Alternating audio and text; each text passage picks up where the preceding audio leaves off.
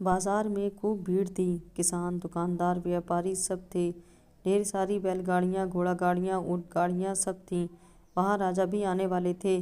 अस्तबल में एक घोड़े के छोटे से बच्चे ने जन्म लिया था। घोड़े का बच्चा उठकर चलने की कोशिश कर रहा था।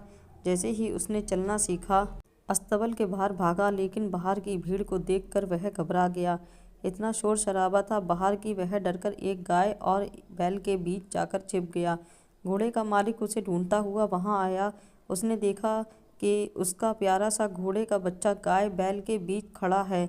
उसने बच्चे को पकड़ने के लिए हाथ बढ़ाया, लेकिन तभी गाय का मालिक वहां आ गया।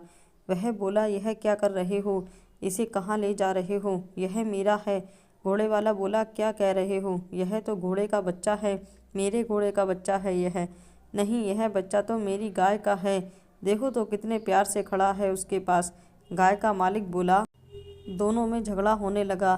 तभी राजा वहां आ गए। गाय का मालिक और घोड़े का मालिक राजा के पास आए और अपनी अपनी बात बताई। राजा ने दोनों की बात सुनकर कहा, क्योंकि यह बच्चा गाय और बैल के बीच अपने आप को सुरक्षित महसूस कर रहा था, इसीलिए वही इसके माता पिता हैं। राजा की आज्ञा घोड़े के मालिक को माननी ही पड़ी।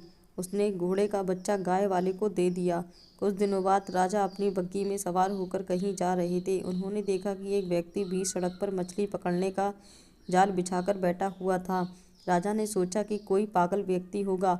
उन्होंने सड़क के किनारे पर बग्घी रुकवाई और उस व्यक्ति को अपने पास बुलाया। राजा ने पूछा, यह क्या कर रहे हो? जाल को सड़क के बीचों बीच क्यों बिछाया हुआ है? यह व्यक्ति बोला, महाराज, मैं मछलियाँ पकड़ रहा हूँ। मछलियाँ? सड़क पर मछलियाँ? क्या तुम पागल हो गए हो? राजा ने पूछा। वह व्यक्ति आदर के साथ बोला, महाराज, यदि गाय और बैल एक घोड़े के बच्चे को जन्म दे सकते हैं, तो फिर मैं सड़क पर मछलियाँ क्यों नहीं पकड़ सकता? महाराज ने ध्यान से देखा। अब वे उस व्यक्ति को पहचाने। यह और कोई नहीं, घोड़े का वही मालिक था जो उन्होंने बाजार में मिला था। उन्होंने तुरंत अपने सैनिकों को आज्ञा दी, जाओ उस गाय बैल के मालिक को बुलाकर लाओ तुरंत। गाय के मालिक को घोड़े का बच्चा वापस करना पड़ा। झूठ बोलने के लिए उसे सजा दी गई।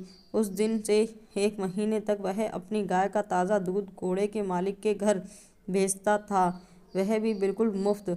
शिक्षा, दोस्तों, हमें झूठ नहीं बोलना चाहिए। झूठ एक ना एक दिन सबके सामने आ ही जाता है। दोस्तों, प्लीज़ हमारे चैनल को सब्सक्राइब करिए, लाइक करिए, शेयर करिए और आप सभी का बहुत बहुत धन्यवाद।